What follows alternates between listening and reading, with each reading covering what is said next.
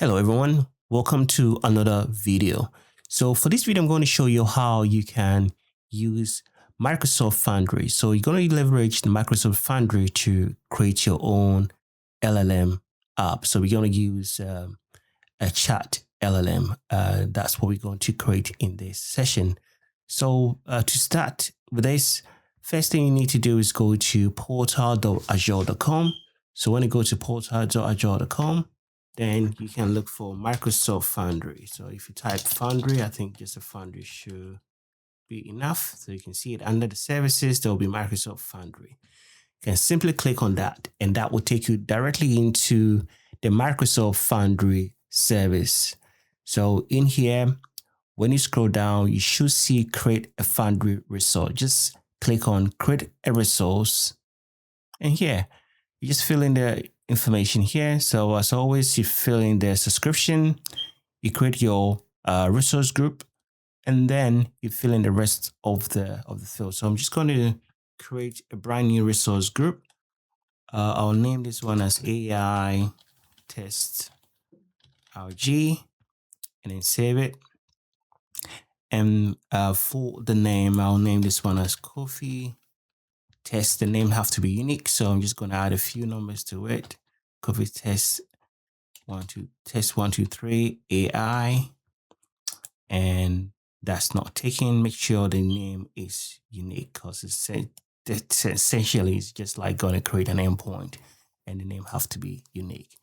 So once you have that one sorted, then the region, make sure you select a region that have the resources for AI. So some of the region might not have it. So there's where you can check it. So I'll put a link below this video.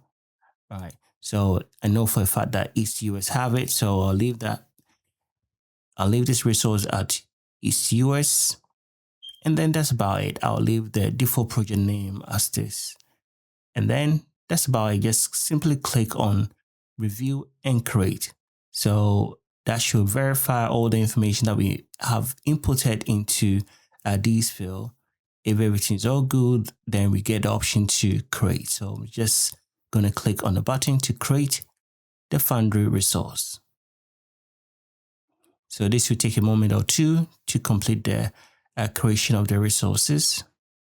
So whilst we're waiting for this to complete, you can go ahead and like the video and also subscribe to this channel. All right, thank you.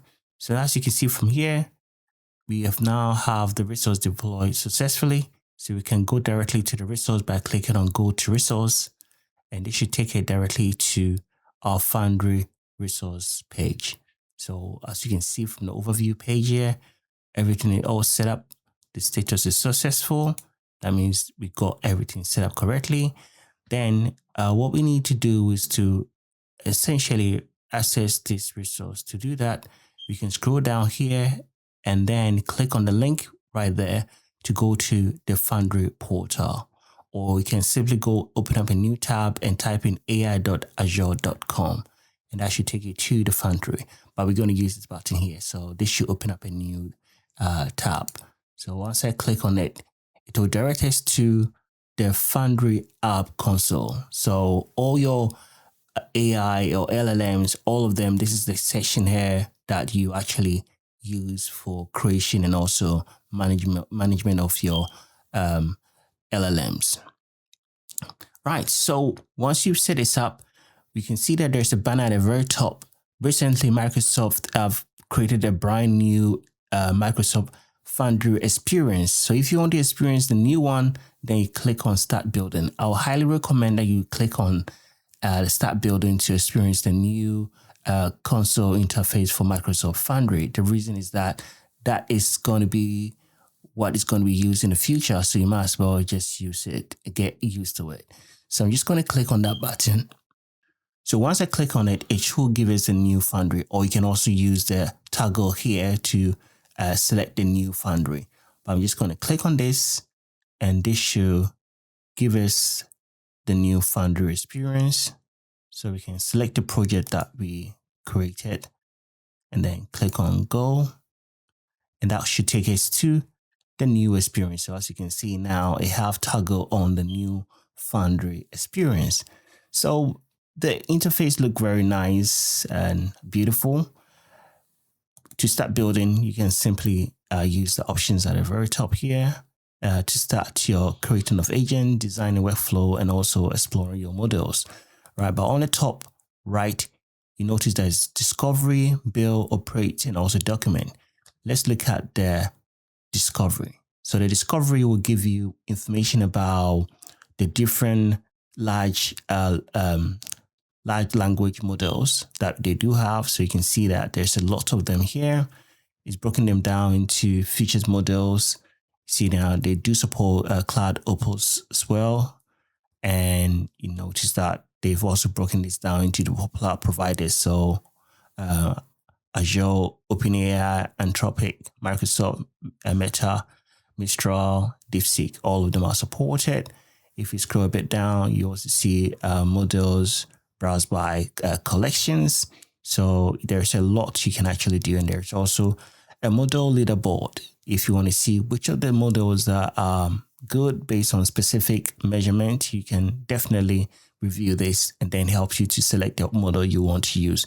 It also give you a cost estimation. So it give you an assurance of what the costs are, helps you to in terms of this making your decision on which model you like to use for your application or for your agent, right? There are also a list of tools. So these are mostly MCPs tools that we have here. And there are other solution templates that you can leverage. If you are creating something and you already have a template, you might as well use the template to reduce the time that you might spend on creating your own one from scratch. Right, so that's about it for discovery. So it's good to really look into the discovery panel to see what we have installed. The build session is where you start your building of your agent. So essentially, this is the page that you start to create your agent, utilize the LLMs. So to do that, you simply click on create agent, and then you can give an agent a name. So for this test, I'm going to use the agent. I'll give it a name coffee agent. So essentially it's going to be for a coffee shop, for example. That's what it's going to be specialized in. Make sure your naming start with a lowercase. If you start with a capital, then it will not work. So once you set up your agent name, you simply click on create.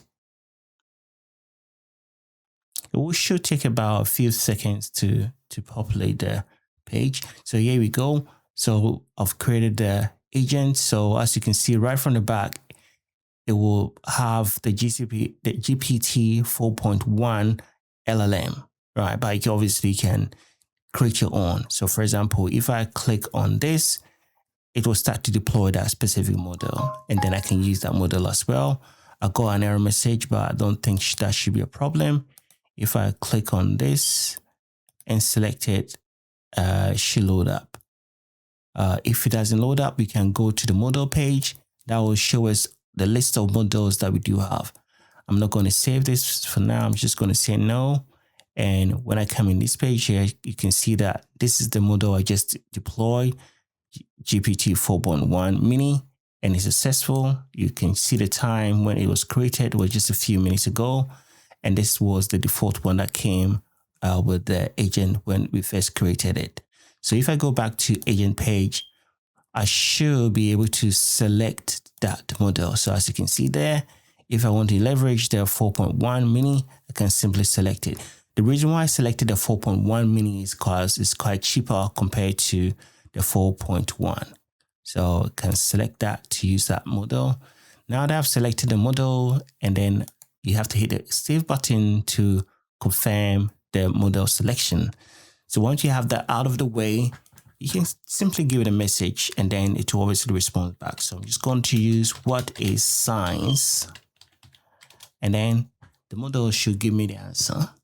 Right, here we go. It's telling me what science is all about. Right, so one of the unique things here is that you need instructions, because the model, the agent we created is purposely for coffee. So that means a coffee shop, you want to make sure that it only answers questions related to coffee. So for us to do that, we leverage the instructions, what we call the system message. So that will confine it to only what the parameters that we want it to be in, which is answering questions about coffee. So what I'm going to do is I'm just going to put in a prompt. So I'll put in this unique prompt here. And they said that you are a helpful AI support assistant for a fractional coffee shop called Being There. You are witty, concise, and only answer question about coffee. All right, so I'm just going to add the E. Yeah, there you go. Once you put in the instructions to limit you to just answering questions about a specific topic, then you can then click on save. And then when we go back to the chat view and then type in what is science again, right? You see, we got this message that I am to chat about coffee, no science, but if you want to know how science brew the perfect cup, all years. So you see, it's limiting the chat to just the subject about coffee. But now if I ask you, what is the best coffee in the world? It should be able to give me an answer. Okay, I didn't type it correctly, but let me just type it again. What is the best coffee in the world? There you go. So as you can see, the best is subjective, right? But the key is that it's giving me some answers. That's the whole point of this confining to a specific subject, right? It's not going to answer anything outside this subject window, right? So that's about it. So you can also leverage tools. What the tools are here for is that it gives you ability to get the LLM to have access to specific unique tools. So if I click on add, for example, we can show you some of the tools. So you can have a file search, a coding interpreter. There is different type of tool. Even if you wanted to have access to use a computer, there's tools for that. So there are various tools you can leverage. There is also knowledge as well. If you want to map it to a specific knowledge, you can do that. Memory and also guardrails if you want to ensure that you avoid specific output. You can set up those guardrails to avoid those output from actually coming up from your chat outputs. So that's about it for the chat of our agent. We've successfully created the agent. If you want to publish it, you can use the publish button here, and that can be published and make it publicly accessible. You can push it to Teams and also Microsoft Office 365 as well. When you go into the operate session here, with your agent that you deploy, this will help you to see data about that agent. So as you can see, you got one agent running, and since I just created this, there's not a lot of data being populated, but as time goes by, you'll be able to see the cost of the agent, and you can see the agent success rate is 100%.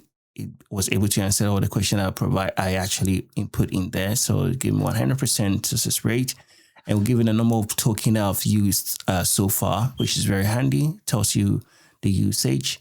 Yeah, so this is very good page for you to really have an analysis of what the agent is all about. So it helps you to really know if the agent is running, what sort of issues we may have. There is also the asset session where you see the assets related to your agent. See, everything is running, no issues, and then it will show you a lot of information that can help you in terms of your utilization. You can also have the compliance, the quota. Those are areas you can also look into. You can see the model that is linked, you've created. If you have linked any tools, you'll be able to see it here as well. Now let's go back to the build page. So going back to the build page and selecting coffee, we can also have the trace tab. So if you move away from the playground to traces, you'll be able to see all the requests that have gone through, and then you can see all of them, whether they were completed successfully or not as well. Right, so I think this has actually been a good session. We ran through a lot in regards to creating the Foundry and also creating LLM agents. So If this video helped you out, definitely subscribe to the channel and hit the like button on the video, and I'll see you in the next one. Peace out.